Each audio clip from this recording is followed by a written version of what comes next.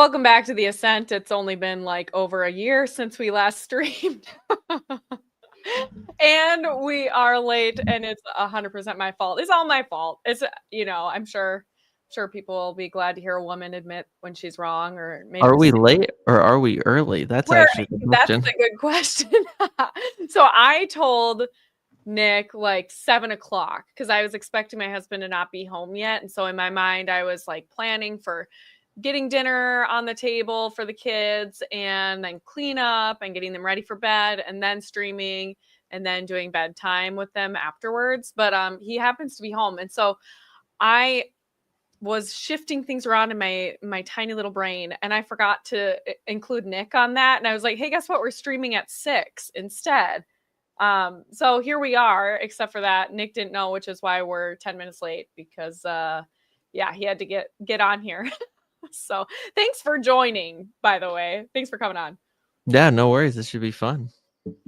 Okay, so let's talk about the topic because I threw it out to you. I was like, we should do a stream. We haven't done one in a while, especially on the Ascent for Meaning of Catholic, and of course we're streaming to both of our own channels as well. But like, I threw it out to you and was like, what are you thinking would be a good topic? And what were the three or the couple of D's you came up with? The demonic, dating, and then we sort of were throwing around like what might go well with those topics because you were recently on retreat and had some things kind of come up during your retreat that you felt like, well, you'd like to share more about that. And you and I have talked pretty extensively about the dating culture currently that you in particular are facing.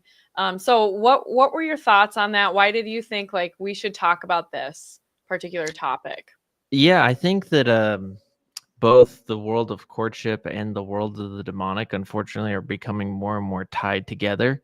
And I say that just because it's interesting that when you look at it, what takes place is that our society is really utilitarian.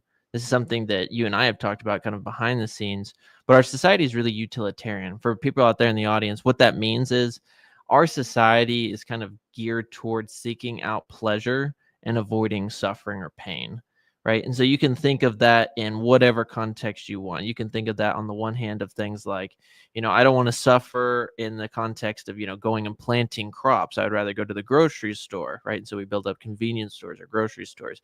I don't want to suffer, let's just say in our own day when it comes to other weird things like commitment. So I'll just date around. I don't want to suffer in the context of picking up the phone. So I'll give a text message.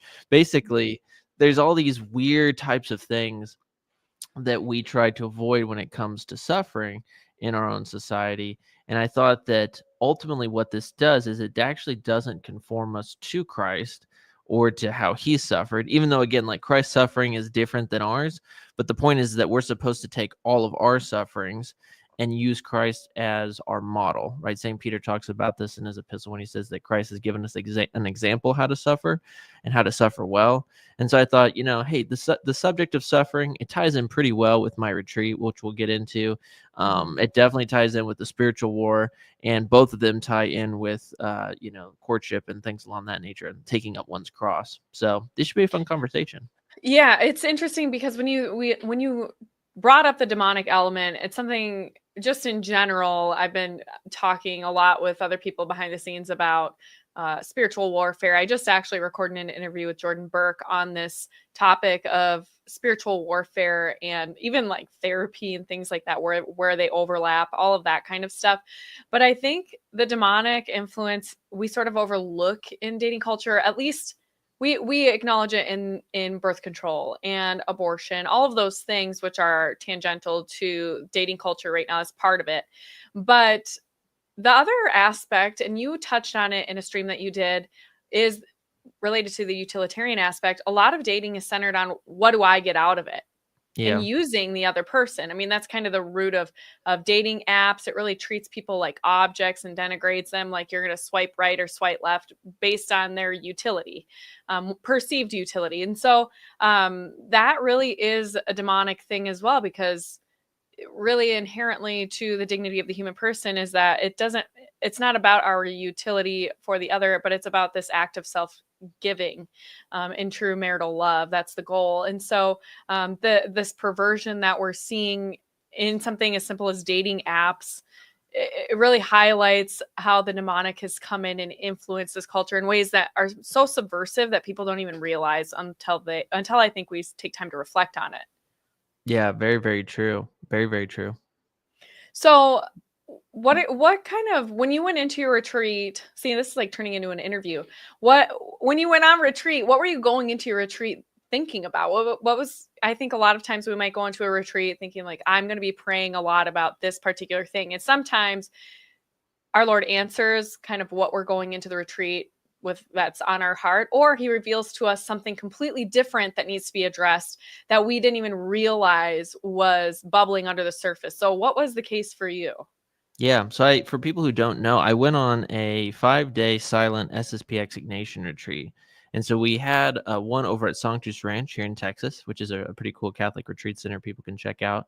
And what took place, kind of going into it, was some interesting things. I went into it, one, because basically 3 reasons. One, I wanted to understand St. Ignatius's spirituality in the context of spiritual warfare better, because I think I was introduced to Ignatian thought in kind of an unhealthy context. I think Ignatian thought is one, with all the different, if you will, charisms in the church. Of course, you have to present them in a right light. For instance, like it's very, very easy for people to just kind of pick up some stuff that St. Thomas has said and divorce it from the rest of what he's talking about, and they kind of become rationalistic, right? This is something where the popes have actually had to come out multiple times and condemn the notion that scholasticism leads to rationalism. And this is because I think that people kind of just pick up rational truths and then they kind of just make the faith just a bunch of rational things, as opposed to recognizing, yo, there's some stuff about faith that we can never put under a microscope, like the Trinity, things like Hmm. that. Things But I that are wanted to more understand. mysterious. Yeah. Exactly. There are true and proper mysteries in faith. And what was interesting about this when it came to Ignatius and thought is that in my initial conversion, I had been exposed to kind of just, let's say, the colloquial vocational discernment with St. Ignatius. But it was very, very subjectivistic, because a lot of it just was basically things like, look inside yourself and see what you're leaning Mm-hmm. toward. And it's, that can, in a maybe very limited circumstance, maybe help a bit, only a bit, but really it's not that helpful. So I knew that that wasn't a good view of St. Ignatius's thought. So I wanted to actually get a better exposure. That was the first thing. Two, I wanted to participate in kind of the cool sacramental realities that will be taking place in the retreat. So, for instance, one of the things you do is a general confession during the retreat of all the sins of your past life, which is pretty good. Everyone should do that. It's very, very good. And then the third one is I had just certain questions that I wanted to wrestle out with God. In particular, how it pertains to this was, Lord, what do you really want to call me toward? What in fact is my vocation? I'm using vocation as a catch-all term in this Mm-hmm. context. And so going into the retreat, it was crazy. This is where the crazy stories start. So it's about an hour and a half drive from my house to Sanctus Ranch. I get within like 5 minutes from the retreat center. And, it's Texas. Everything's 107 degrees. And what takes place is that 5 minutes before I hit the retreat center, my air conditioner just shuts off. And I'm thinking like, is this, just it blowing out or something like that? And I thought it was weird because I just recently changed it, maybe like a year ago. So it wasn't that long ago that it was fixed. And so naturally, as a guy, my reaction is I got to look at this thing, right, to see what's going on. Well, so I pull into the retreat center, get all checked. I plan on going and looking at this sometime during the retreat, right? Just going and taking a look at the truck and seeing if I can figure out what's going on. Well, it's crazy. We had 3 priests that were there. And the preacher who was preaching the whole retreat, right, the main priest, his name is Father Asher. He's an old society priest that could easily pass for a military chaplain. Like he just knows how to preach to men in particular. He said at the very, very beginning, whatever reason you came for on this retreat, shut it out of your mind completely. No distractions, no nothing. You can't think of anything, but you have to focus in on the truths that you're going to get in this retreat. You have to give it your 110% effort. And so that's why we all give up the phones, right? So no use of phones for 5 days. We don't talk to anybody, right? Unless it's an emergency for 5 days. It's just you, the Bible with some meditations, essentially, and that is it. right? And you're going to listen to preaching and go to mass and things like that. So it struck me in that moment, could this be some like weird demonic attack? I mean, it might sound kind of weird, but think about it. It's like my brain is in I need to fix the car mode. And yet now I'm being told, don't think of anything, no distractions, anything. Just focus in on this. So do you want to say anything before I continue the story? Because otherwise No, I'll rattle on. no, I mean, I feel like stuff like that happens a lot for me, especially when I do finally become more diligent about streaming and things like that. Like anytime I'm going to do something that is even remotely evangelistic in nature, um or working on my prayer life in some way, the enemy just like flares up. I remember the last time I went on retreat, actually the only silent retreat I've ever been on, because I didn't really know retreats were a thing until after I had started having kids, and it's really hard to obviously leave really young children to go on retreat. So I went on one retreat, one silent retreat, and at the time I was nursing one of my kiddos, and I forgot like something like a breast pump to help me while I was still nursing, and I was in so much pain. It gets very painful if you can't um, get that taken care of. And so that made it very hard to pray properly the way that I would have liked to, because I was in tremendous pain and like worried about what am I going to do. And then my husband had to drive in with all the kids. I think we had 4 at the time. No, we had 5. So that was, yeah, when I had Veronica. So 5 kids, and he packed them all up, drove into the cities where I was staying on retreat, and dropped it off one day. And and I felt like the worst wife ever, because I always am like, I'm very forgetful. And so I just like felt really bad and like a burden, all of those things, like those patterns of thought that you become very accustomed to, that become wounds that the enemy likes to attack. He knew I was vulnerable that way. And it took me a while to realize like he is working on those thought patterns trying to prevent me from like getting anything out of this retreat, or like encountering God in a meaningful way. And the exact opposite ended up happening. Actually, it just turned into like a beautiful thing. And it was a great way that my husband was able to remind me that he's very Christ-like in a lot of ways. Like he never made me feel bad or anything like that. It was just like he was able to serve me that way. And that was it. So it was a really beautiful experience, even though the first day or so I was really stressing. So Yeah. anyway, similar kind of thing. Yeah, I can imagine. What's crazy about these retreats, at least for us, was we had 2 different, I think it was the first day, 2 different lectures on basically the general format of what the retreat was going to be like. And essentially it was in total like a good, 4 hours or so of just being told, focus in on this, focus in on this. You have to give it your all. You have to give it your all, and things like that. And then the next 2 days, right? So the Tuesday and the Wednesday, you do your morning prayers with the community, you go to mass, but you actually don't receive communion. And the idea behind this is that we're kind of looking at some really tough truths that need to be examined first. And then the joy of the reception of communion can come after these kind of spiritual hurdles that are done, if that makes sense. And so what's interesting about all of this is that the first day, basically, it opens up with the subject of what is the meaning of life, right? It's to know, love, and serve God, and to know God, or to be with God in heaven, right? That's the idea. And what ends up taking place from all of this is that uh, you see the people's mindset, I think, change. They recognize that this is going to be, at least in the beginning, kind of an uncomfortable retreat. So we get this first talk, right? What's the purpose of life? You go and you meditate about some truths. We have another talk that's about the right use of creatures. That might sound kind of weird, right? Because we don't speak like that in common Mm-hmm. English. But what that basically means is all the stuff that's around us, whether it be people or physical objects, how do we rightly use them, right? Not using in an immoral sense, but how do we rightly work with them, Yeah. interact with them for our Mm-hmm. salvation? And so we focus in on that. Now, this is what's crazy. The second half of Monday and all of Tuesday, we focus in on death, sin, and hell. over and over and over again. And so our preacher kind of reminded me of St. Alphonsus Liguori in the sense that if people have read St. Alphonsus, St. Alphonsus is really good about pulling out all of these quotations from the saints and from the scriptures and linking them together in, kind of a narrative format for the presentation of his sermon topic.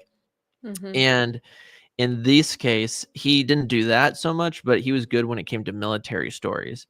But he would be talking about like the sufferings of soldiers in prison and all these really dark stories and things like this that he would remember. And he'd be talking about them and he'd get your skin crawling and then he'd just beat into your head, and hell is so much worse.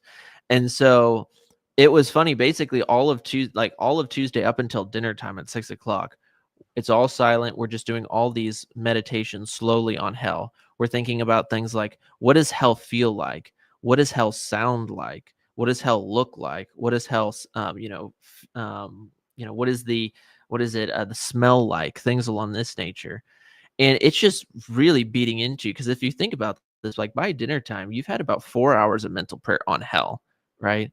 That's a long time, right? To think about hell. And so I remember basically going to dinner and all of our meals are silent. You just hear a reading, right? Kind of like in a monastery. And I sit down and the reading for that evening is a letter of a soul in hell. Like I was hoping to basically have a little bit of reprieve from all of this, but yeah, we hear this private revelation of this soul that appeared and told her sister what hell was like and things like that. We're meditating on things like, what are all the graces that you and I refused in our lifetime? All the graces that God gave that we refused. What is all of the times that God gave us chances to repent and yet we didn't? What about the malice of our own sin? Things like this. By Tuesday evening, right, pretty much everybody, including myself, is pretty close to the point of despair, right? I think they try to, St. Ignatius tries to get you to that like point for a reason. And for me anyway, this is why I told people, if you're super scrupulous, don't go on this retreat. But for me, what helped me is I had to cling on to what I knew to be true as opposed to what I was feeling. Because what I was feeling was, there's no way I could ever go to heaven. It's pretty much over. Wednesday morning comes around. Howdy, everyone. We're going to talk again about hell. All right. We're waking up talking again about hell. And so it's just like it continues over and over and over again. And so by the end of, let's just say most of the day, by the time the afternoon starts, we finally all of a sudden have a shift. And it is the glory of the cross of Christ, the love of Christ in dying for man. And we have this really, really beautiful meditation and then our general confessions. And so basically what this leads you up to is it wants you to see the horror of sin, but then the beauty of the cross of Christ, right? The realities of hell, but the beauty of the cross of Christ. And so it's funny, it was really cool seeing, I think there's about 30 of us guys, each one of these guys doing, these like 40-minute long confessions about the whole course of their life and things like that. That was pretty amazing. So what makes it special is that on Thursday morning, it's in a way kind of like your first communion. It's your first communion again, once you've decided to make, if you will, a firm resolution to leave this world of sin.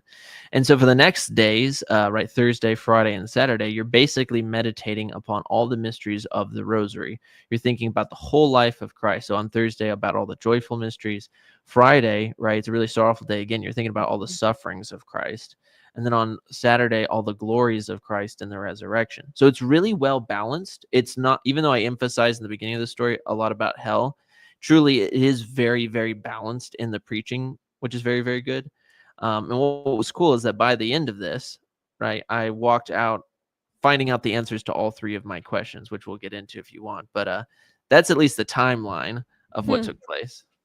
Okay, so what were the 3 questions then that you went into? Because, like, I know I went into my retreat with, like, definitely certain things on my heart, and I felt like God God showed up in a huge way for me. I feel like some people sort of have mixed experiences. Like some women that were there during the silent retreat, um, they really struggled. They really struggled with the silence and feelings of despair, things like that. And I, on the other hand, I was like, man, this is so nice. Like I felt like my soul at that time was such a desert, and Hmm. finding silence is very hard, obviously, when you have a bunch of little kids. And so I remember I felt so good being in silence. Like I actually kind of am I think I would be considered like an extroverted introvert. Like I love the silence. Hmm. I love it. And so at one point I had to catch myself. I started like I was singing quietly to myself because I was so excited and felt like I just loved every second of it. I was like, oh, I can't do that right now. But yeah, I had a great experience. So anyway, God showed up in a big way for me. But what about you? Like, what were those three questions that you went in with, and how does it relate to this overall topic? Because I do want to dive into like why do we keep returning to this topic of like Gen Z dating, marriage, what this looks like? Why is this important that we keep talking about it? Yeah, so I'll answer the first two kind of not as related what like subject matter first. So the first one was I wanted to get a better understanding of Ignatius's thought, which I did. I actually got this notebook here and I scribbled down in the entire thing, just all of these notes from it. And I learned that Saint Ignatius's method, it's not subjectivistic. It's very much so rooted in reason. One just has to, I think, apply the principles well. And so without telling you all of the principles, just two that really stuck with me. One of them, this will tie into the dating conversation a little bit, but one of the principles was any type of propositional statement that comes to you, right, that disturbs your peace is not from God. So, what does that mean? If you guys are in prayer or in discernment, and then all of a sudden you just hear these statements that say, if you don't do this, you will go to hell, right? And what you're thinking about is not actually some matter of salvation, right? So as an example, it could be something like a scrupulous soul, who's praying, and then they just hear something like, um, even though you've gone to confession already, it wasn't really valid. You know what I'm saying? Like that would Mm-hmm. be a good example for a Oh yeah. scrupulous soul. Yep. And I've so struggled with that at different periods of my life. Yes. Mm-hmm. exactly. And so, like, that's a principle that St. Ignatius looks at and says that's from what he calls the bad spirit, right? The demonic. It could be, well, the bad spirit could be from the world, it could be from the flesh, or from the devil, right? One of those three things. Mm-hmm. But that's a good example, right? Something that's actually disturbing your peace, that's not rooted in reason, is something that's bad. On the other end of the spectrum, right, one has to look at things like the reality of the good spirit, for instance, maybe like even our guardian angel who convicts us when we're messing up, right? And so one of the Mm-hmm. most I would say truly like terrifying realities that when it came to the meditations was the recognition that, especially people, and this is important for all of us to remember, if you're going on committing again and again and again and again and again mortal sin, and you're just using the confessional as a revolving door, and deep down you're not actually making a sincere amendment of life. A sincere amendment of life is proven by your actions, right? So like if you struggle with internet pornography, this means like putting up blockers and getting accountability, right? If you're not Mm-hmm. doing that, then you're not actually that contrite about it. um if you continuously do this over and over and over again, right, your guardian angel, he's knocking on the soul of your heart. He's pricking you with the pitchfork of conscience, if you will. But what happens one day when God says no more, and the angel stops? You've now been given over to it, and you're no Mm-hmm. longer even sorry. Right, you're just going on and on and on repeating these sins, and you're no longer even sorry. Right, this is something that's pretty bad, right? And so Well, it this kind of was goes to some, the saying like sin makes you stupid, right? yeah. Like it does, because it deadens the intellect and our capacity in the soul to receive God's grace and to be aware of it. So, yeah, that makes perfect sense. Hmm. Yeah, it's completely true. It's something that does make you stupid, and it's something that's fearful if you're given over to it. So learning these things, right? This was an answer from God, right? Learning these discernment things. The second thing was just a good piece of conscience for receiving, having all of my sins again, brought forward to the tribunal of confession, right? That was the second thing that was just really refreshing to see take place, and that's kind of self-evident, right? You come with a mountain of, at least in my case, 27 years worth of stuff. And if you're like me, you can remember quite a bit. And so doing it by the book, right, with a priest who actually knows his moral theology helps. And it's so funny because it's like every time I go to a society priest, I feel like I'm actually talking to a priest who knows what he's doing. And I'm not saying that just because I'm a trad. I'm saying that just because I'm a moral theologian student and I kind of rate my confessors. I maybe need to make an app one day called like Rate Your Confessors. But And I also, could could that not be a point of pride a little bit? I mean, no. It's I get literally the stuff where it's like instinct, but it's like, it's literally where I was thinking about this yesterday. I was like, I think I've had to correct 7 priests and teach them the form. Like they've not even oh, gotten "I dude, absolve you" correctly, no. And so I'm like, yeah, maybe I need to make an app called like rateyourconfessor.com or something. Oh my. It's somewhat tongue in cheek, but I mean there is some serious problems out there. There's Um, no doubt about that. but how it leads into this third subject, which will lead us into our broader conversation, was the subject of my vocation, asking the question, okay, Lord, I have not had any success. Do you want me to be a priest? Do you want me to be religious? Do you want me just to wait a lot longer? What is it entirely? And it was really weird. Like the first 2 days, right before the confession, I'm just kind of wrestling with these questions back and forward in my head.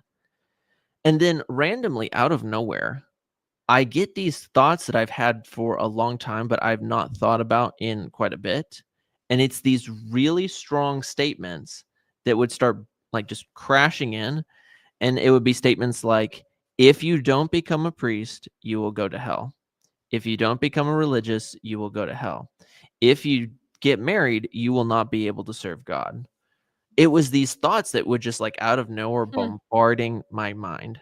Yeah, And yeah. I'm wrestling with these things, and then I'm thinking, wait a minute. This is literally the propositional thing that he's talking about from the bad spirit. This is Hmm. nuts. But how do I know? Is this absolutely, let me figure this out. Basically, I'm kind of wrestling back and forth. And so I go, you can go and talk to the priest about kind of what you're finding. That's the only context you can talk in. And so I finally went and I talked to a really good priest that's from over in Dickinson. He was out there to see us.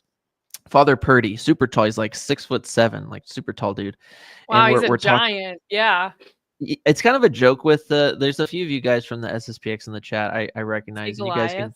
you guys can confirm for me that it's like the stereotype is that like SSPX priests always have to be like tall and handsome. I don't know what the thing is, but like that, I don't know if that's like an unspoken requirement, but that seems to be what it is. So I'm going and I'm talking with this priest and I bring this forward to him. And one of St. Ignatius's discussions is also things like, when in doubt at the very end of, if you've discerned for a really long time, sometimes just think about this question. If you were to talk to yourself, like another version of yourself, right, sitting across from you with all your faults and habits, weaknesses, tendencies, etc., what advice would you give him? And through talking with the priest, it was very, very clear to me that yes, I am indeed not called to be a priest, not called to be religious. And so therefore marriage was more or less opened up to me. But how it ties into Hmm. this crisis is that the reason that, at least on my channel, I called this stream, I said Gen Z is cooked, is because we're going to go into some stats in just a second. But the problem is that our society, I genuinely believe, is in such a dark state when it comes to dating and marriage that I think that it's going to take insane graces of God to bring people together. And I say this not because I've not necessarily had success before in the past, but because I see all of these people who I know who are good people who cannot find anybody. And it's not, just one or two odd ducks. It's genuinely like I've joked before. It's like I have some friends who are, 6'4", super handsome looking dudes who, go to the mass, pray faithfully, try to study their faith, have full-time jobs that pay well, and they can't find anybody. And it's like that doesn't make any sense why you can't find one person, not even one person. And I know a lot of ladies on the other hand of the spectrum, they've come to Hmm. me and they've been saying, where are all the young men? And it's a mess. So that's why I think it's still worth talking about. Yeah, it's really interesting because I don't know. People probably don't know this about me, but I have a younger brother that is 19. And so I was a teenager when he was born. I'm a millennial. I'm a younger millennial. And he's Gen Z. And watching the way that he is learning how to date and things like that. He was in a long-term relationship while he was in high school, and they broke up sometime over the last year. Anyway, but talking to him about what that's like for him. What's it like to try and start dating again now, that kind of a thing, versus the experience that I had as a millennial. I mean, cell phones were just kind of becoming a big deal, like while I was growing up, but like social media was just starting when I was in high school.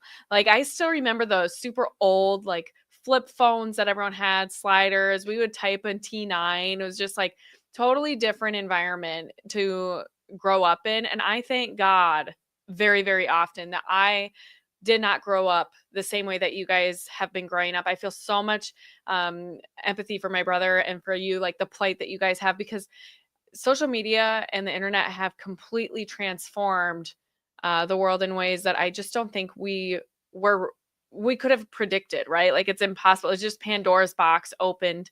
And I hate seeing where he's at. He's over 6 feet. He's like 6'4" or something. Really good looking kid, very athletic, ripped, like just and the way that I don't know. It's like there's a section of women that are completely delusional about what a reasonable expectation is because they live exclusively online. But the same is also true of a lot of men.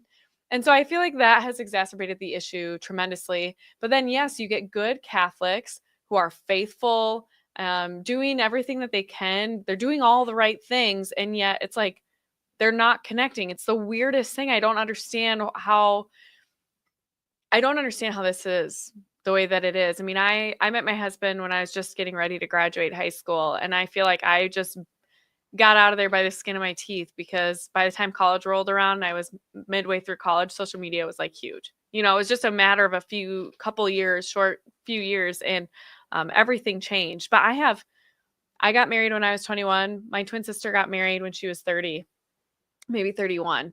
My younger sister is getting ready to get married and she's 32. It's just totally different. And I have plenty of other family members too that have really struggled to settle down, and people that you're like, that's crazy. Like you're hilarious, you're smart, you're well read, you're just like you would be the whole package. Why don't you have anyone to settle down with yet? But yeah, the data was pretty interesting when I pulled some of that up and sent it along to you because I was like, oh man, it doesn't eh, it's pretty dire. Like some people are wondering, why are we still talking about this? Well, our culture literally needs us to get married and have babies. Like even on a religious, if we took the religious component out, just on a sociological level, we need to start getting married and having babies. It's a big problem. So, and then you add the spiritual component on there and you're like, yeah, this is desperate. This is absolutely desperate. Yeah, absolutely. Do we want to pull up the stats real quick? Yeah, let me see. I need to probably or let me open up the what I sent to you here and I'll share it on my screen here. That works Um perfect. Yeah. Yeah, Angela, she found this cool website that basically catalogs all of the dating slash marriage trends in both the millennial generation and Gen Z. So you guys will be able to get, I guess, two generation perspective when it comes to it. But yeah, I agree with you. I think it's absolutely weird. A lot of it doesn't make any sense, but in a way it kind of does make sense. So yeah, yeah, yep. Can you see it? we can say perfect. Okay, So we can awesome. start there. All right. So, one thing that I was surprised about, well, kind of anyway, the 72% of millennials to make a conscious decision to be single. This, I guess we should preface this. This was published or at least last updated in 2024 at the end of 2024. So, we're talking, I don't know. 4 months ago or 5 months ago, excuse me. Well, yeah, December, and when we're almost in July. So, we'll say 6, 7 months ago. Hmm. And so not that long ago, really not that long ago that this was last updated. And it's pulling a lot of data from 2022. So 72% of millennials are making a conscious decision to be single. They value freedom and independence. I do see this a lot with the feminism. I'm just not sure that I buy 72%. I'm going to be totally honest. I don't know if they're talking about 72% of single people. They're looking at that demographic specifically and saying 72% of those who are single have chosen to be single. because they value freedom and independence, which I could believe that. And then 75% of Gen Z are single, that is insane. Mm-hmm. Do you think that that is right? Oh yeah, no, it's completely right. I mean, I can't think of, outside of a very few cases, the vast majority of people my age that I know are not married. I mean, even in relationships. Like I thought about this the other day, looking at my, TLM service the other day, right? There's like 400 or 500 people there, right? Good amount of people. The only women that are there are either in these categories: old ladies, moms with a ton of little girls, right? Or one or two ladies that are discerning to be nuns. Outside of that, there are 0 single women from the ages of 18 to 25. There are none, which is weird because then you look around and it's like, wow, there's at least 30 guys in here that are 18 to 30 range. There's no women are here. And the thing, it was really weird this last Sunday. I had a there was a new couple that was there, right? And they look like they're younger than me, and they sat behind me.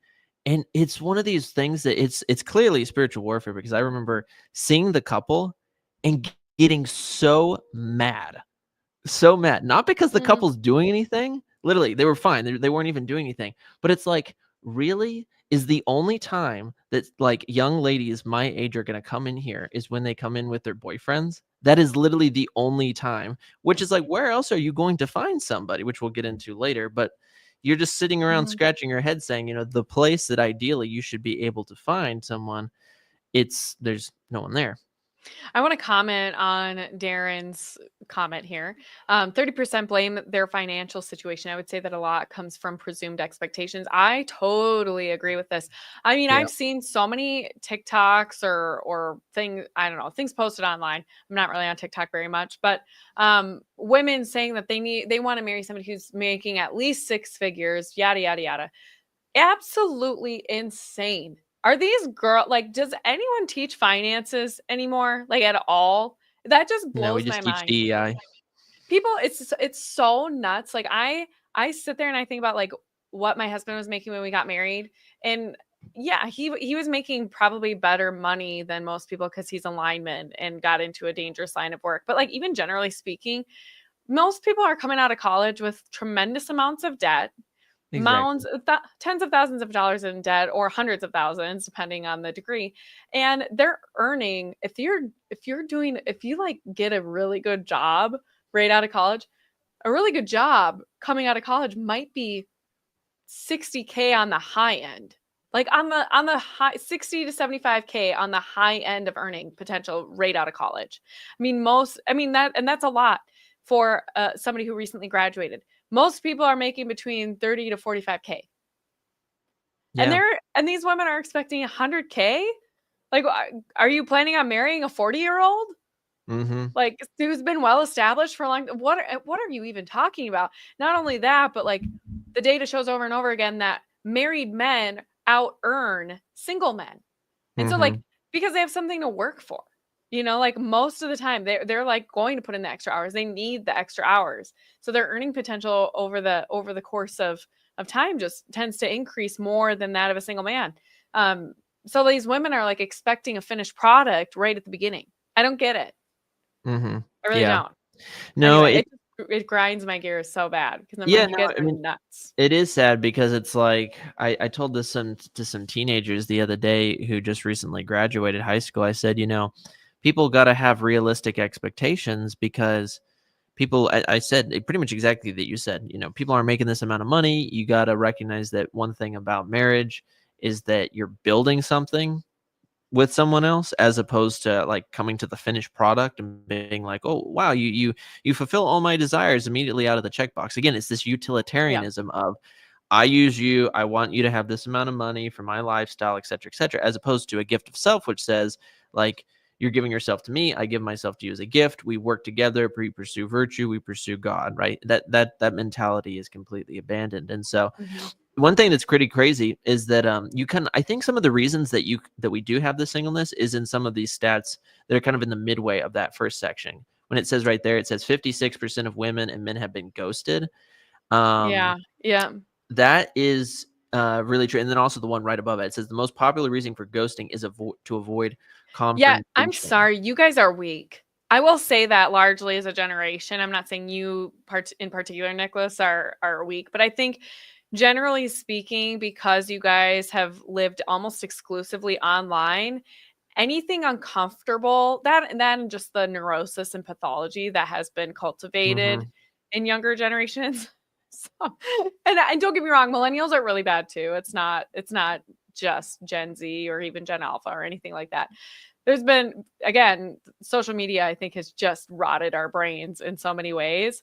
Yeah. But like there is a neurosis that has infected you guys, and confrontation, like working in relationship. I don't think there's something very odd about I think the overall perception of relationship requires work, and people don't always get it right. Like even in friendships, Yeah, like exactly.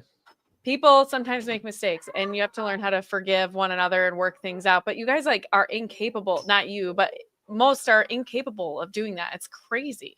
So No, I I think agree. the ghosting is, yeah. Yeah, I agree. Because when you look at the stats above, it says millennials spend an average of 2 hours a day on dating apps, and 74% of millennials and Gen Zers use dating apps. 90% of Gen Zers say that they're done with dating apps, right? They're frustrated with them. And the most popular reason for avoiding these things, or for getting ghosted, excuse me, is confrontation. So what it is it's again, it's like dating apps I think are toxic because, as I said in my video, while the use of one is not immoral in and of itself, of course, right? There's no moral principle against that. We've basically turned dating apps into like Amazon shopping. It's, you know, 100%. I like agree with you. I like the way the product looks. I like the description of the product. Check. I don't like the way the product looks. I don't like the description of the product. It I get feeds rid of. this consumerism. And it's like, yeah, I think Amazon is a good example. I mean, it is like Amazon for dating, and you have all these different all of these different versions, and in some cases Chinese knockoffs. Well, yeah, we didn't talk about transgender issues going into this, but like Hmm. people are getting catfished, and then they finally meet up with people and go on a date. I don't know how many of these videos I've seen now. I thought about pulling one up for today that I just saw like this past week, but like, yeah, a guy goes on a date and he realizes he's going on a date with another guy. And Whoops.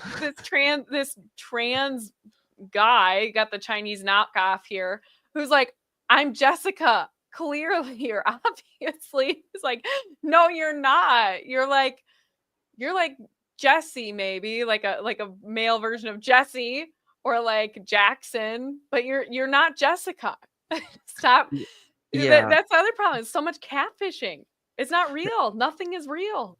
Catfishing, and then like just really shallow expectations. So like I'll give this example. The other day I was let's see, no diss, but while you're saying dating actually talks to have these stats are Where from better to Harvard get A&M. the data though? Yeah, That's no, where people are exactly. dating. There's no if you want good data, most people are using dating apps.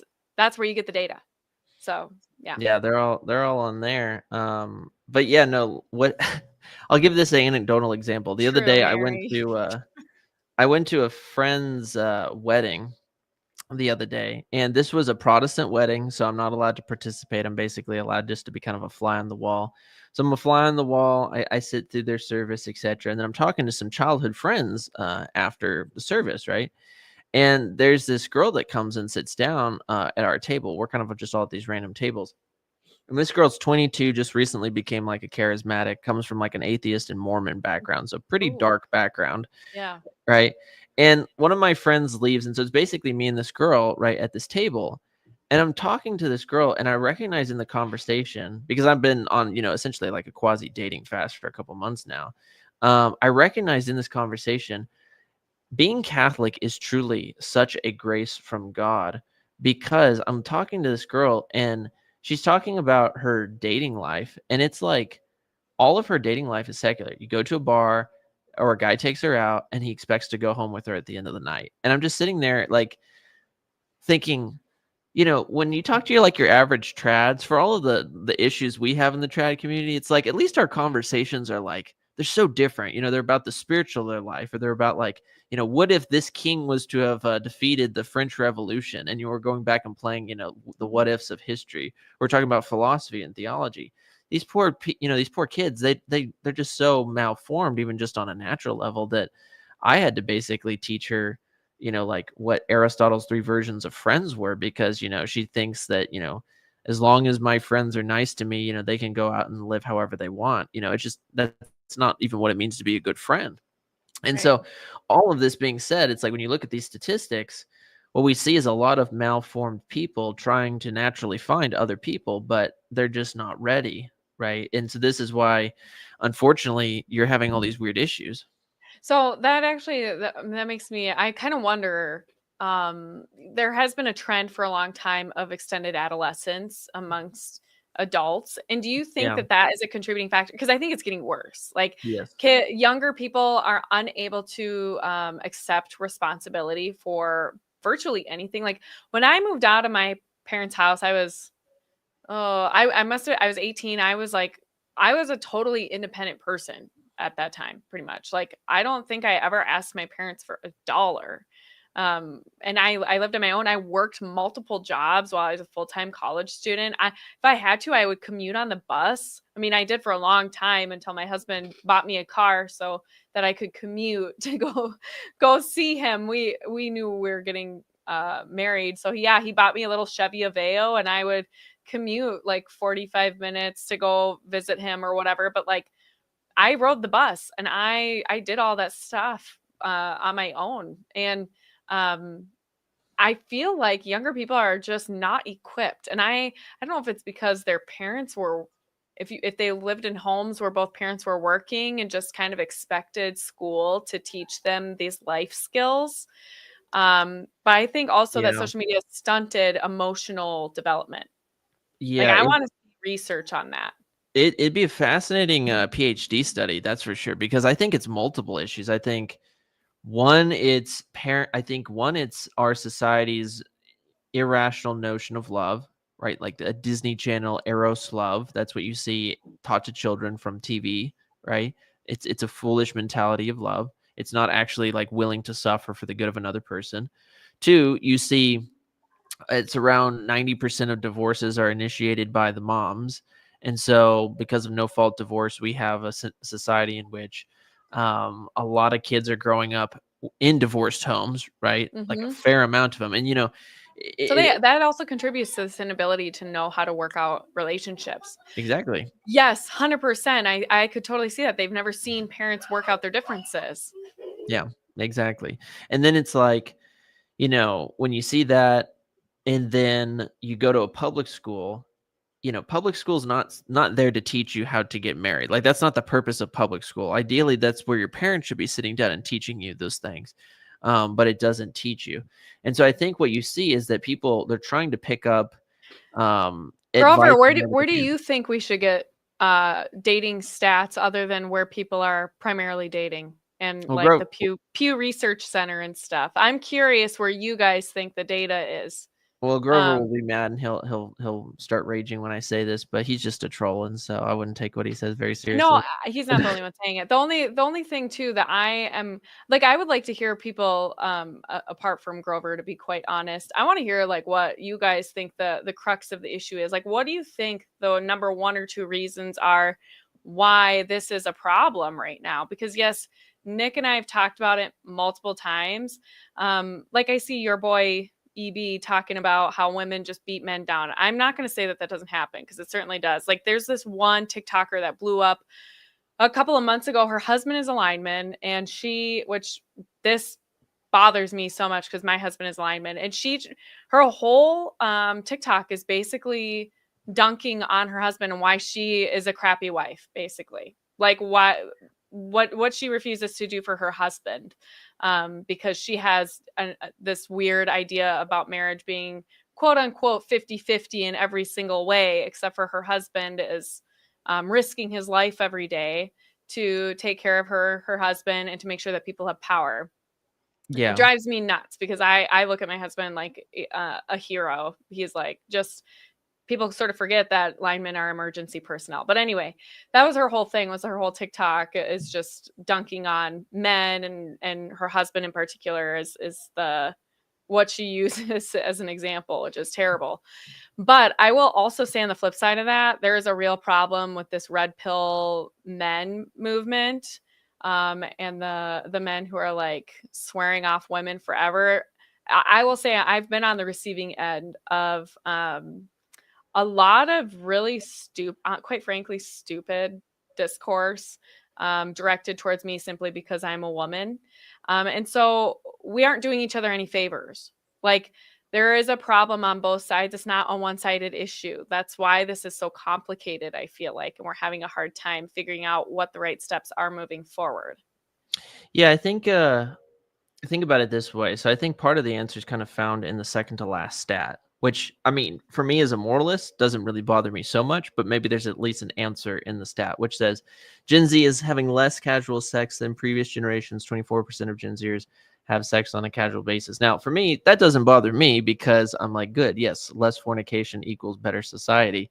But what there is a truth in here that we could extrapolate is the following. It's the old adage, who is the gatekeepers of sex? It's women.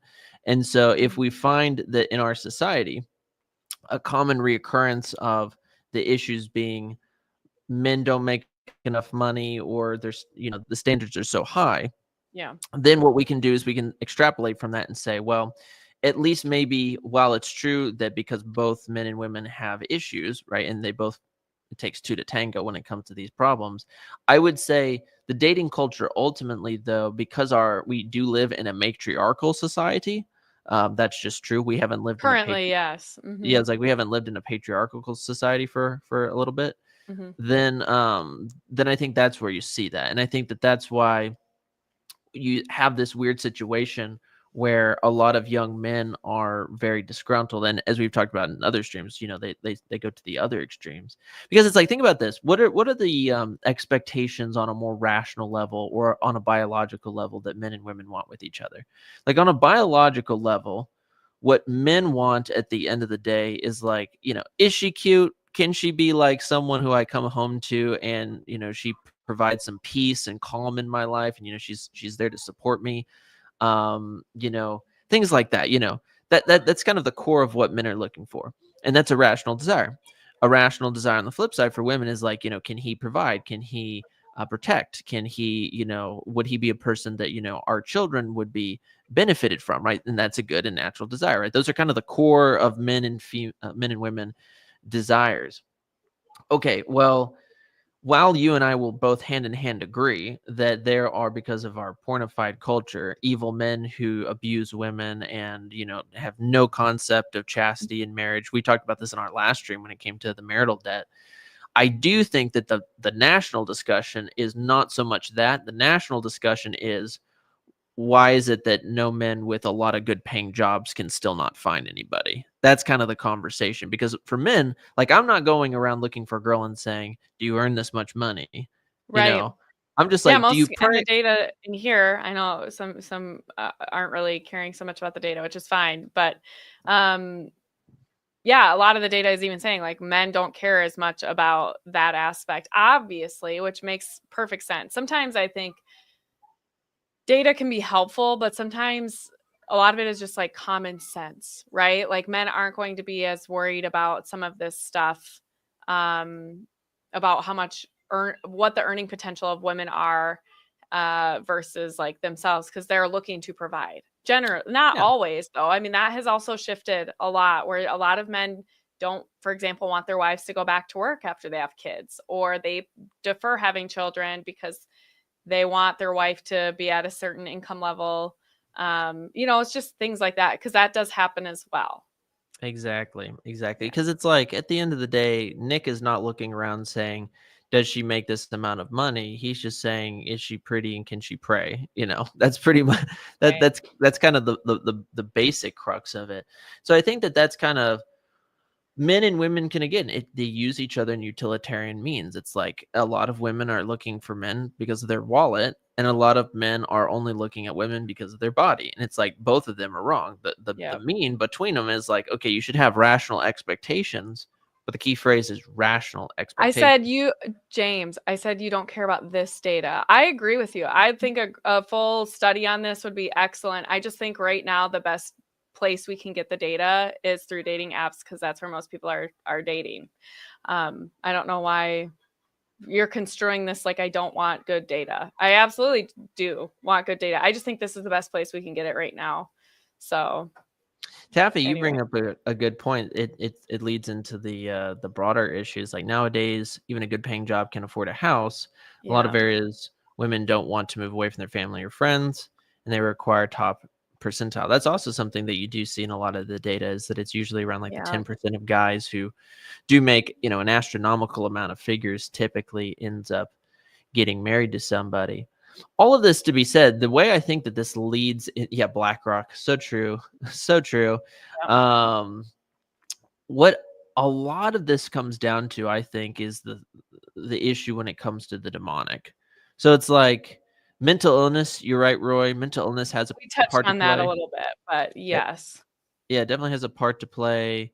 But I think the demonic is one area as well. And this is where I think people don't really think about this as much. So it's like Our Lady of Fatima talked about, and you've seen some other private revelations, and people like Bishop Sheen talk about the importance of, in these last days, the battle between men and, or excuse me, between God and Satan is going to be in the realm of men and women in the context of marriage, right? That is something that's true. And so I think that that's why sometimes we need to recognize that maybe these issues, because like all of these stats, they're just, they show the superficiality. Like we're Right. sitting here scratching our heads. I think that some of this has to do with the demonic, because it's like Satan's done a pretty good job thus far of destroying marriage in Western society. It's like, okay, let's just break it down. You got contraception, you got abortion, the redefinition of quote marriage, the redefinition of gender, fornication culture, right? All of these things. So it's like we've had row after row after row after row after row. IVF, you can include in there, of course, as well. All of these things. Why Mhm. would not another like piece in that pie be like not making sure holy people get together?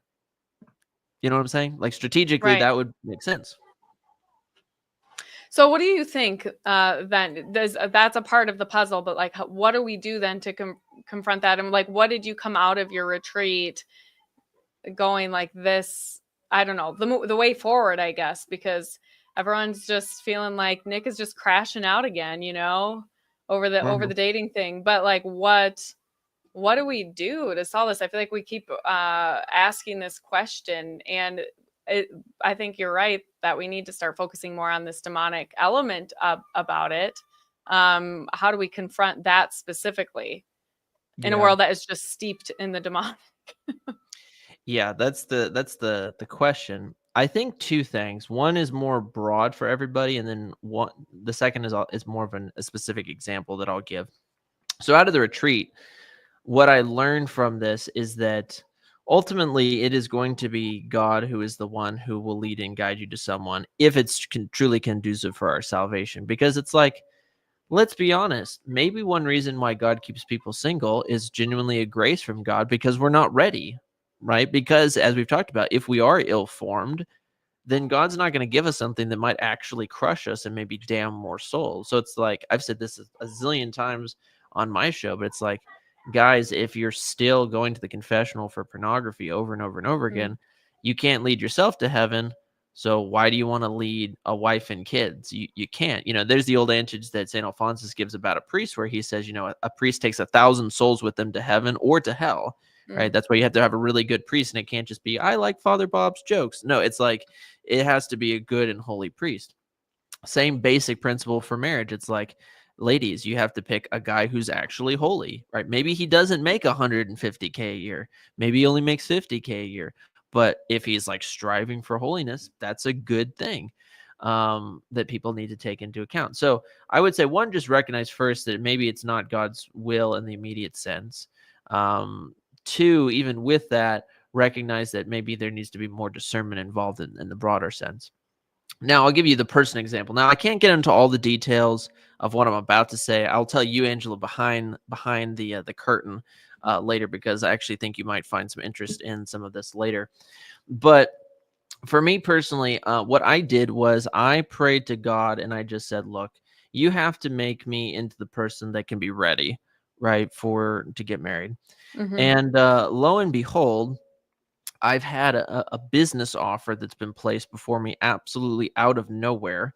Hmm. And let's just say if it goes through, as I'm thus far seeing it will go through, I will not only have no issues with finances for the rest of my life, but I'll also be doing a job that I thoroughly love, probably till I die. Hmm. So it's a teaser for all of you guys. I will just say this much. The Um, real reason for this stream. no, yeah, the real reason, yeah, Oh.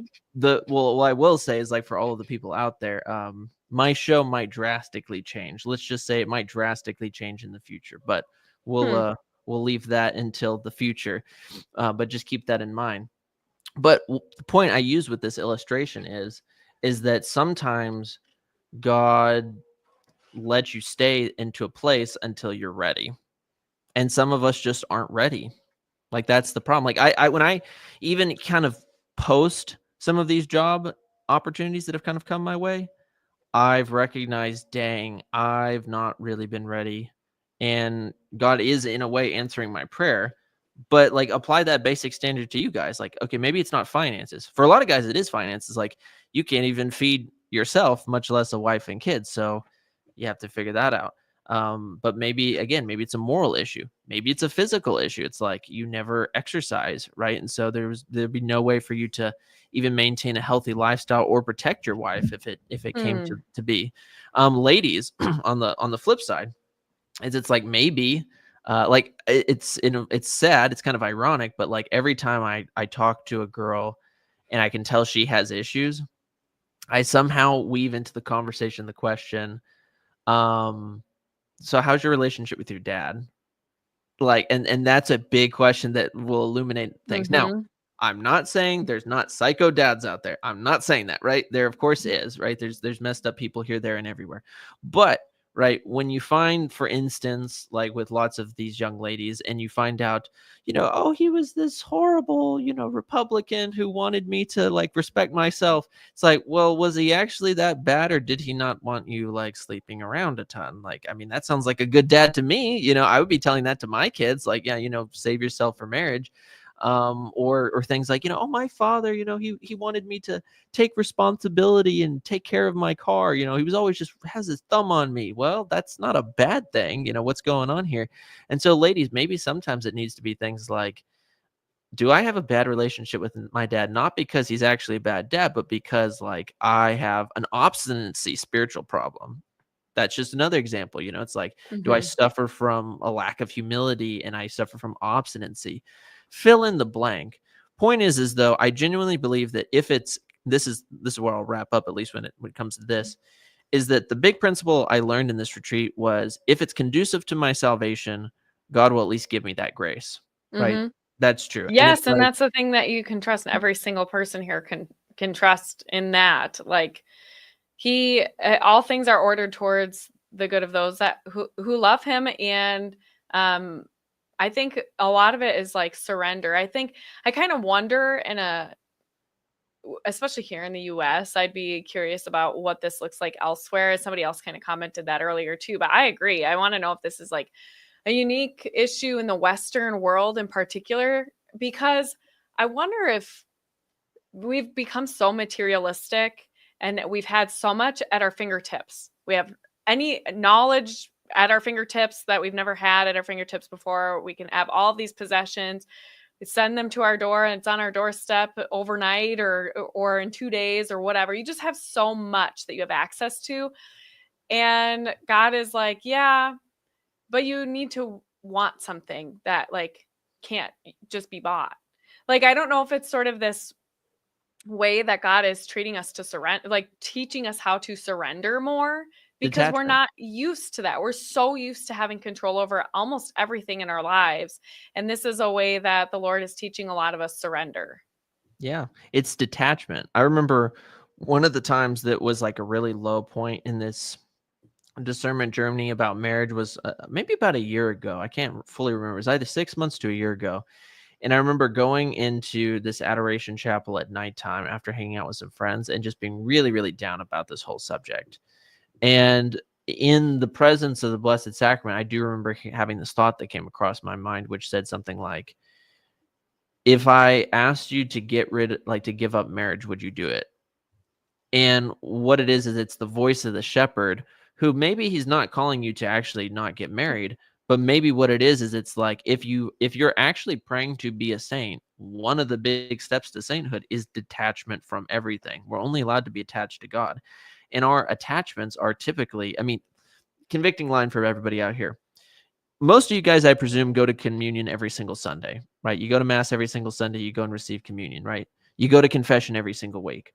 St. Alphonsus comes and kind of gives a proverbial slap on the face to wake us up, and he says, do you know why so many of your communions and confessions, you're receiving them in a state of grace, but they're not actually giving you much grace or changing your spiritual life? Do you guys want to know the reason why?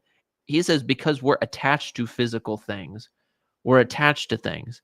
We don't want to give up our favorite food. Mm, We never want to fast. We never want to do actual penances. We never want to suffer for Christ. We don't want to do any of these things. We want basically to have our nice house, 4-car garage, perfect children, white picket fence, and my Catholicism on Sunday. When the early church is like, being persecuted here, there, and everywhere, we have brothers and mm, sisters in Christ right now who are being killed and crucified by evil organizations around the world who are suffering. And, they're not complaining about, oh, the AC is not on in my church, or stuff like that. We're not willing to suffer. And so what we need to do, especially right now in our spiritual lives, is actually ask the question, like, am I truly and actively asking the Lord to help me detach from stuff? And sometimes they're big stuff like, are you willing to recognize that marriage, while it's a good thing, is an attachment?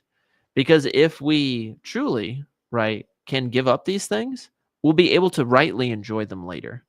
Because mhm. God will say, these will recognize these are gifts to be enjoyed by God, not gifts to make our God. Yeah. That's really, I think that's very well put. And I was just going to add to, I think this is also actually some of the problem. I'm not saying that uh, young women shouldn't. Obviously, the ideal is that your girlfriend attends mass and the sacraments, all of that stuff. It's not what I'm saying, but I think for both men and women, this goes back to like that should be the bare minimum, right? She attends mass and goes to confession, that kind of thing. I just look back at when I was in my early 20s and I was somebody who frequented the sacraments. In fact, there was a time in my life where I was going to daily mass, but my life was an utter mess. And so I think it's really important that we look at our potential future spouse or whatever, anyone that we're interested in, realize you're not getting a finished product. And so the real question to me is, do they have humility and a willingness to grow? Like, do they have a growth mindset in the faith or in their personal life, all of that stuff? Because that's going to be a key indicator of if they are able to grow with you in marriage. Like, do you guys both approach relationship with a growth mindset and a willingness, especially for men, to lead? So let's say you meet a girl, she's really nice, she checks a lot of the boxes, but maybe she doesn't go to confession. Like she wasn't taught that that's like important to do. Are you leading her and showing her like this is really important? Mhm.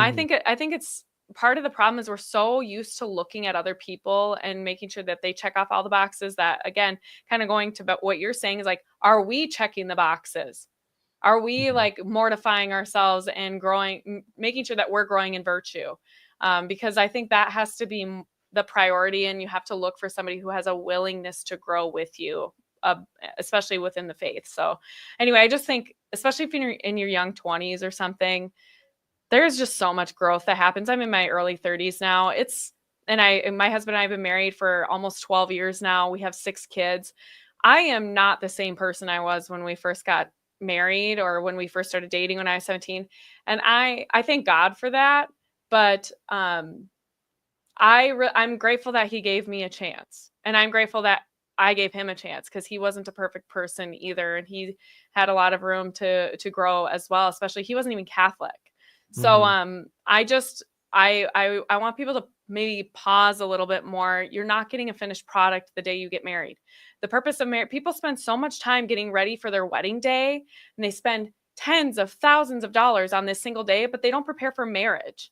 And Yeah. like that's just the beginning, you know? So you have a whole lifetime hopefully with this person. So when you're looking at potential spouses, look for somebody who is humble and willing to meet you halfway or and grow with you. So anyway, I just think that maybe that's part of the problem too. Is like we're looking for a finish. Everyone's looking for a finished product, and that goes for the spiritual life, not just the material. Oh yeah, no, that I was about to say it's basically the same general mindset that you can have in the secular sphere where it's like, oh, you have to make this amount of money and yada yada yada. And it's like, well, you should be there's a rational expectation. Like, yeah, you should have a job, right? That's a rational Right. expectation. It doesn't mean you have to be making 100 grand, but that's a rational job. Same thing with the spiritual life. It's like, are they Catholic? Are they willing to grow? Right? That's at least a good first step. Ideally, you try to find the holiest person you can, but also recognize sometimes that a lot of the holiness is going to be shown through you because it's kind of like this. This is a good discernment method for people out there. Sometimes for people, you just kind of close your eyes and picture where do you see the most real version of yourself when it comes to, if you will, the paths that you could take. Three paths for men, of course, and the two paths for women. It's like, do you see yourself with all your flaws and all of your issues in the priesthood, in religious life, in marriage? Where do you see yourselves? And oftentimes, like for me, one of the ways I found out it was marriage is that when I thought of myself as a priest or in religious life, it was like this cartoon version of Nick that was all just prim and proper and perfect. And then in marriage, I saw myself as I am with all my flaws, but my flaws now being exposed to another person and me having to correct these flaws. You know what I'm saying? And actually see if I can get out of these things. Willing to grow, I can change what I don't like about them. That's actually not at all. That's a very immature way of looking at that. Like I don't know about you, but like I said, I'm not the same person I was 10, 15 years ago. I grew up I used to call myself a pro-life feminist. I am not a feminist by any stretch of the imagination, but I identified as one, for example. But I was willing to reconsider my position on that.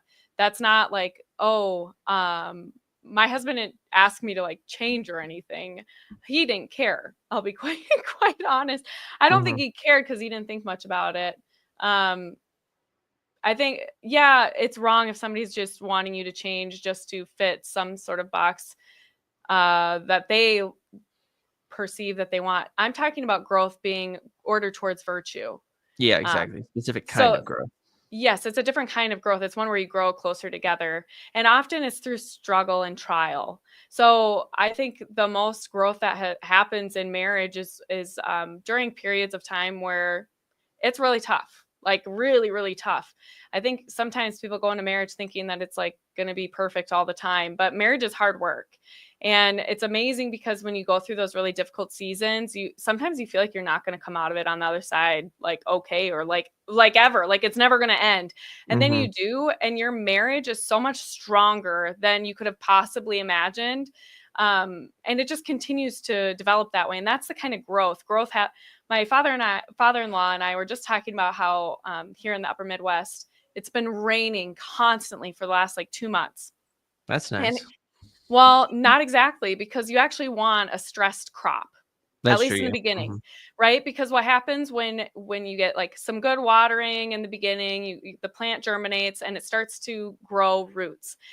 But what happens if it keeps raining is that those roots never get deep and strong because it doesn't need to seek water or seek nutrients. It's all right there. And you end up with a soft, mushy root.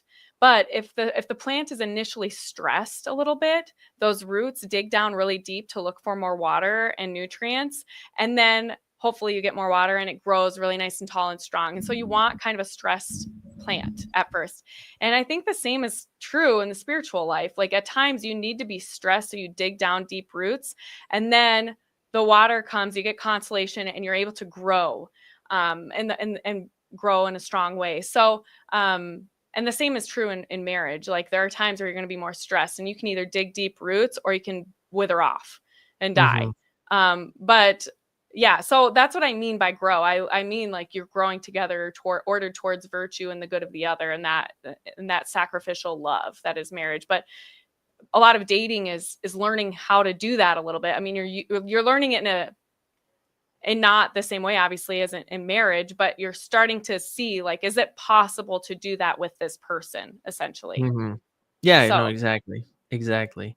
And I think that's a healthy way of looking at it. To close, do you want me to tell you the crazy demonic related stories that came from the retreat? Because there was demonic stories that came from the retreat. yeah, yes. So people, I gave you all the like really fun, beautiful, glorious, and also somewhat sad, but like stuff that came from the retreat. There was demonic stuff that took place there, like actually legit evil. So the first one, it was weird. So as I said earlier, like my AC went out. The end of the story of the AC is that by the end of the week, I went and turned on the car to check the AC to get working on it. It was fine, completely fine. But it was after I had done my general confession, which was really, really weird. And it was after I put it out of my mind, thinking, "Don't think about this because it's a Mm, distraction." yeah. But here are the weirder ones. So, mind you, in Texas right now, it's really hot, right? It gives a purgatory run for its money. It's really, really hot. It gets up to 109 degrees with the heat index and the humidity, right? I mean, it's a lot of stuff. And so what ends up taking place is that, all of us, we're all in these nice rooms and we all have our AC churning. Well, I had some friends who were on like the third floor of this one particular building. The first 2 nights, they couldn't sleep at all, right? They just could not sleep at all. It was really weird. There was just stuff keeping them up. And both of them, if they did kind of doze off, they would wake up and randomly their AC, it would be absolutely freezing. It'd be like down in the 30s all of a sudden. And they're on a Ugh, top floor, which means they should be getting like the most heat, objectively right. speaking. And it's freezing cold. They would also have I had one friend who, I mean, we're out in the middle of absolutely nowhere. There's no buildings around, there's no town around or anything like that. And he saw these orbs flying up into the sky outside of his window, these flashing lights. And he said it looked like someone shooting a flare gun off, but there was no flare guns. There's nobody out there, right? But there would be these orbs passing by the windows. And all of that stuff would happen both nights. That first night that I woke up, I kept my room at like 65 degrees, right? Because it was pretty warm outside. Hmm. I woke up and these are thin sheets, right? Super thin summer sheets. I woke up drenched in sweat as if I had broken a fever. And the heat still said 65 degrees, but it didn't matter. Like the room was burning hot. Hmm. And then it would be stuff like that. I had friends who we all had watches, like old school watches to keep the track of the time because we don't have our phones. And I had a friend whose watches would literally start changing when it came to lectures about like the love of Christ and the death of Christ. Like they would So did you tell the priest there needs to be an exorcism? Well, what was crazy is that in hindsight later, we noticed that the priests weren't Oh. eating very much food. They were always praying. And we were like, oh boy, like that's actually kind of interesting. Well, this is what's crazy. After we receive our general confessions, all of the stuff stops. Everything stops in the entire camp. Oh, that is crazy. Yeah. Yeah. And so it's like, what the heck? And so we're all like experiencing this just really crazy stuff. Wait, I had this one guy who he told me after the retreat, like the first 2 nights had these just super dark, graphic nightmares, just like the most hideous nightmares that he had ever had in his life. And again, after the general confession, they're all gone. Like he just slept like a Hmm. baby, just no issues. And so like what I want to point out when it comes to all this is it's like, demons are trying to get you to commit sin. And the sad thing about demons, amongst many sad things about demons, is that, demons in a one way, they take sadistic delight when we're in sin. But every time we commit sin, St. Thomas teaches that demons actually, they become more and more sad because it's more and more against what their original nature was calling them to do, which was to help humans perfect in virtue. And it's like Satan will try whatever he can to get you to, you know, if you will, fall. All this being said, this is why I do think it's really important for people to actually consider things like going on a retreat and actually dealing with some of these sins. Because while legitimately and objectively, yes, if you do confess with genuine contrition and confession, right, your sins, you will be forgiven of those things. I do think a lot of Catholics, I mean, think about this. A lot of Catholics aren't really schooled very well when it comes to their catechism or the Bible. I guarantee you they're not very schooled when it comes to like the art of spiritual warfare. And spiritual warfare is real. And just like any natural battlefield where you have two generals and strategy has to be planned out between these armies, same thing in St. Ignatius's mind, right? You have the camp of the Lord and the camp of Satan, and you need to figure out who you're going to choose. I would assume most of us have chosen the camp of the Lord, but let's be honest, you don't want to be the person who sneaks off at night or when no one's back is turned or when no one's looking and you go and hang out in the camp of the devil. Right. And so we need to actually examine what the church has put forward when it comes to spiritual warfare. And that's why I want to recommend everyone to go and check out the Mr. Dan Burke's website, right? He's really, really good. If you're wanting like a good place just to start and stay Mhm. for a while, is Dan Burke's website over at the Avila Institute. Right, they give a lot of really good, practical, super simple, step-by-step instructions on how to engage, not just in spiritual warfare, right? That's the big thing of what we're talking about, but also just how to practice a good and holy interior life. Because, a lot of times people think the spiritual warfare is like, yeah, there's a demon flying through a window and someone throwing holy water up against it, and there's exorcist stuff going on, right? And it's like, that stuff I'm sure does happen in extremely rare cases, right? Right. Like St. John Vianney, his bed getting lit on fire by the demons.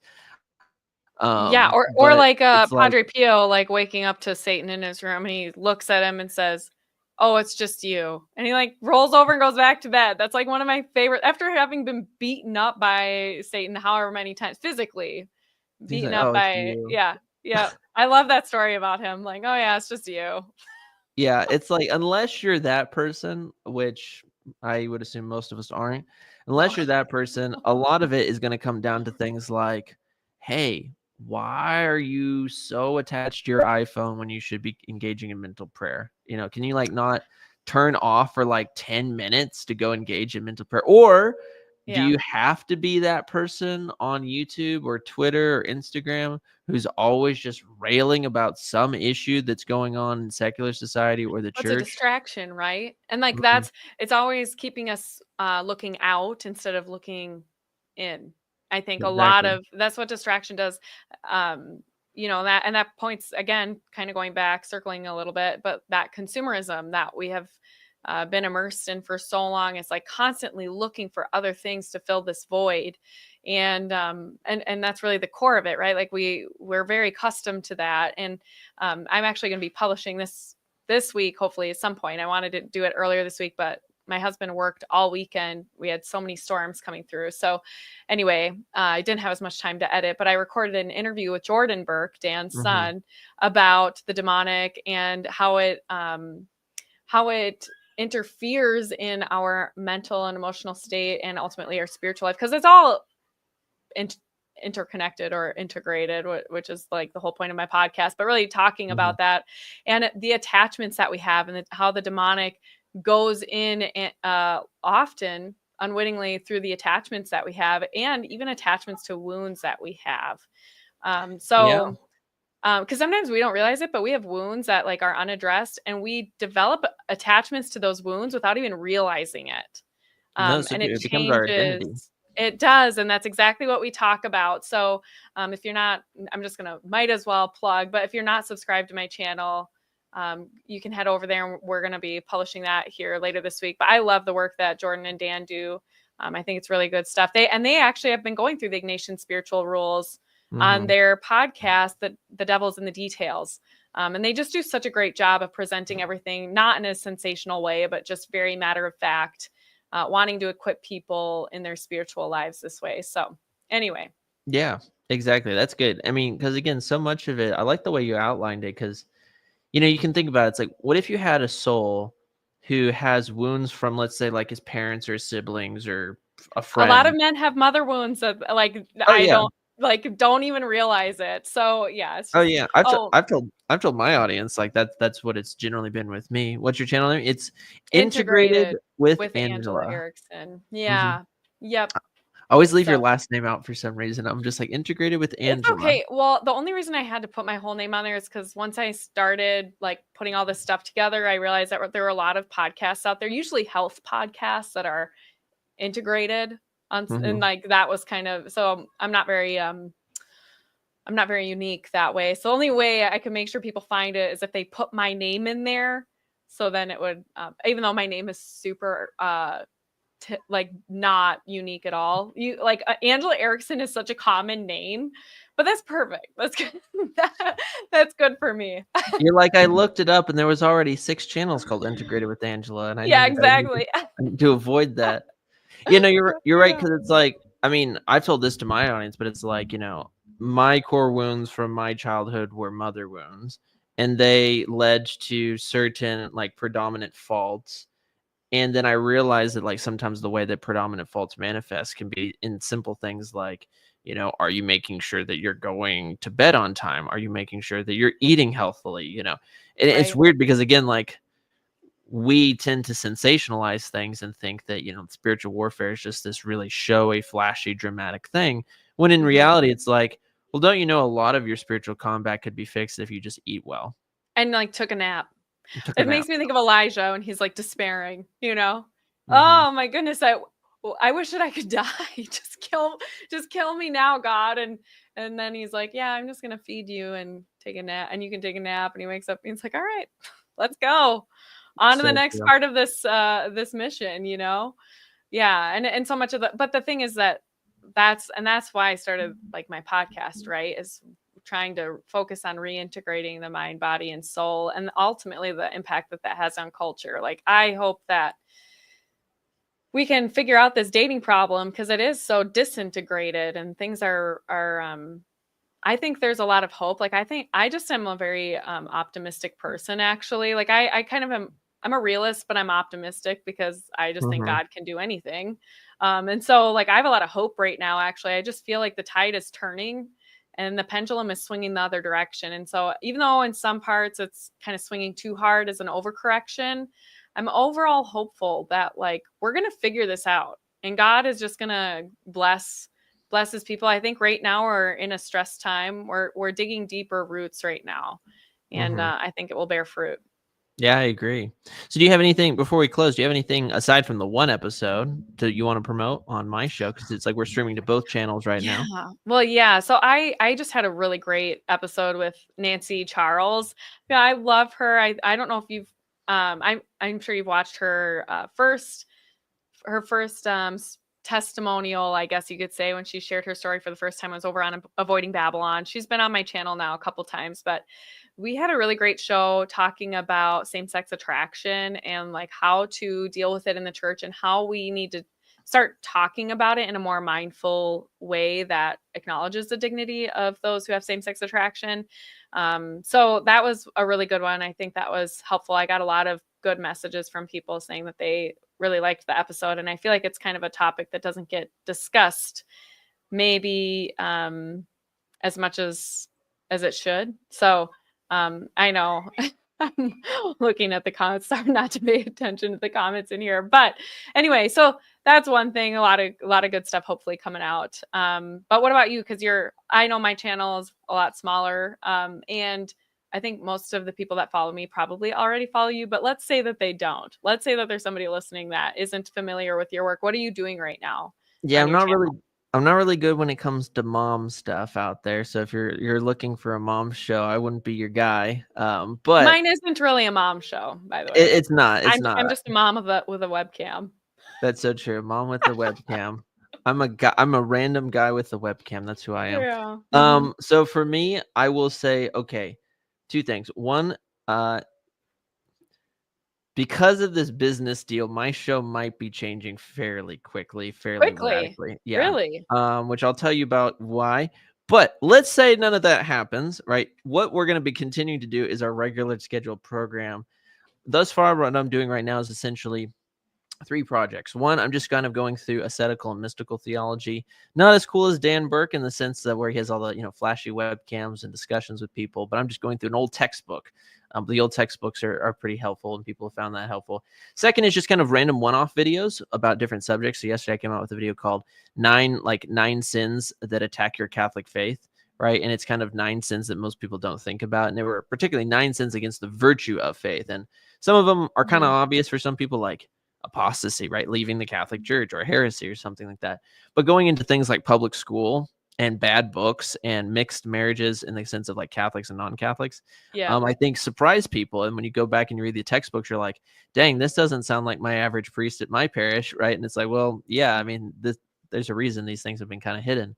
And then the third thing, as I started recording it today, but honestly, I sometimes I have a really short fuse, or sometimes I guess I have a really long fuse that eventually just runs short. I think that's a better way of putting it. And I recently just saw this again, this just stupid spat about the SSPX. And so what I'm doing is I'm sitting down. I have like probably 100 pages right now typed out of script. And I am making a gargantuan documentary called Why the SSPX is Not in Schism. And I'm hoping to use this as like a one-shot done in this conversation.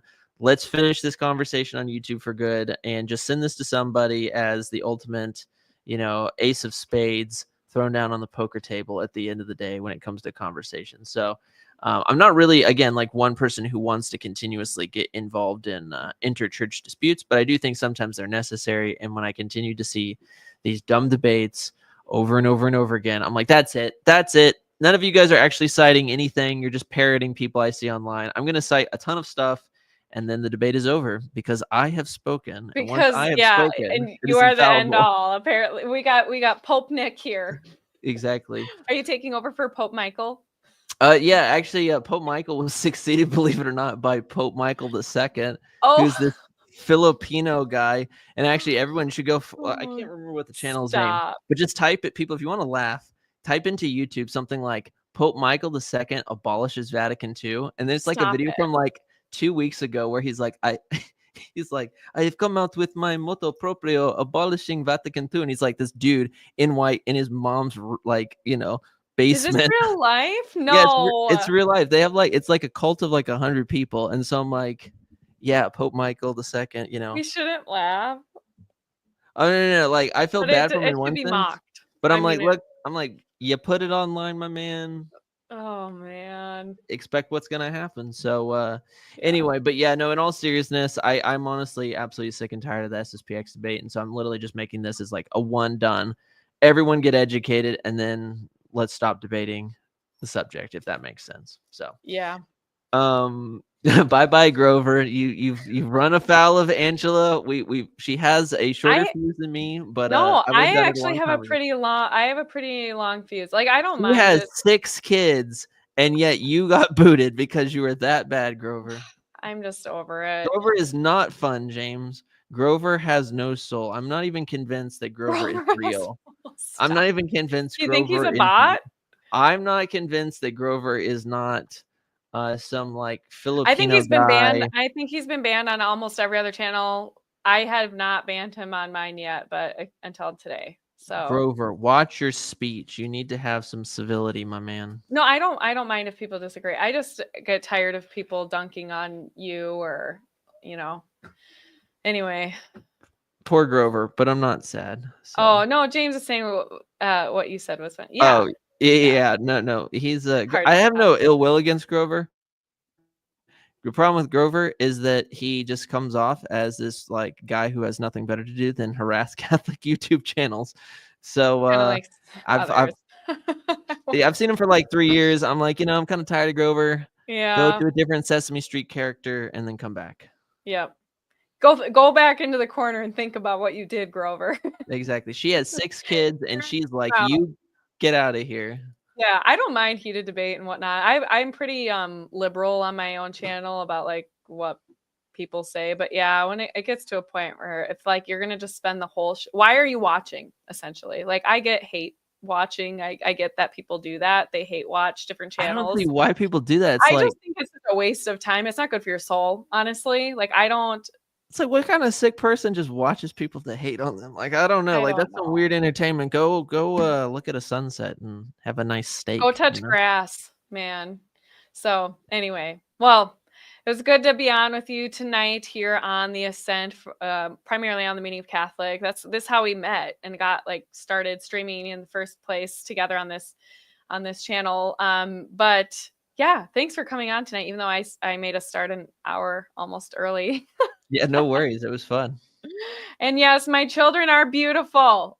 I might be a little biased, but they're genuinely beautiful, and I'm very grateful to be their mom. I'm like in the funnest stage of parenthood right now that I've been in yet, and I think that's a whole thing for another day. But for any of you parents out there who are just living in the toddler tunnel, is what I was, a friend of mine called it that, and I like I that. Yeah. totally agree with them. It's the toddler tunnel where most of your kids are still toddlers, and it feels like it's never going to get easier at all. Um, it gets awesome. Like my oldest is turning 10 in August. They're all pretty close together, obviously, having 6 kids in like 9 years. But it's just fun coming into a new stage of parenthood, and I'm very blessed and grateful, and it's awesome. So yeah. Anyway, don't like think it'll never end, because I promise you it will, and it comes faster than you realize. I just feel like time has its own inertia now, and so it just goes faster and faster every year. So anyway, That's cool. All of you subscribers, you are my broader family. You're my 15,000 children, right? All come to you a you have a lot more children than I do. Then 15,000 children. All of you showed up, and I'm happy for everybody who shows up, minus like the dozen sedes that hate watch me because they're like, Nick is bad. He criticized me, and I'm like, get a life, man.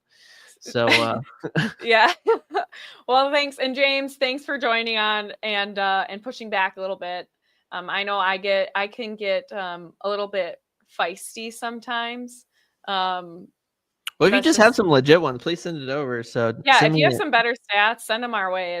We're not opposed to that at all. Or I suppose part of you is like, it's not my job to do the research. That's your James is job because actually you're the this like one, which I get. secret. So James actually probably has like 12 degrees in mathematics, and he's just like, well, actually, I've done this study myself, and he's yeah, compiled these he's a amazing stats. sociologist. He's done Yes. these amazing stats. He's like, actually, it is 71%, not 70%, that is given up on dating. So Yes. Well, and don't give up on dating, you guys. We seriously need you guys to keep trying.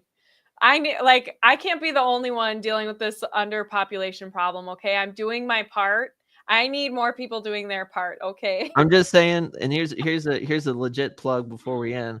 Look, people, go out and get married, because remember, people are trying to replace us here in the United States. If you want to get spicy on the last second of the thing, we're trying to get replaced by billions and billions of illegals, and so definitely have kids, have lots of kids, because otherwise we're gonna turn into South Korea, where they're gonna Oh. have their economy collapse in about a decade because of the problem that we're talking about. Well, on that note, On that note, everyone have a good night. have a great night. We'll see you soon. God Adios. bless you.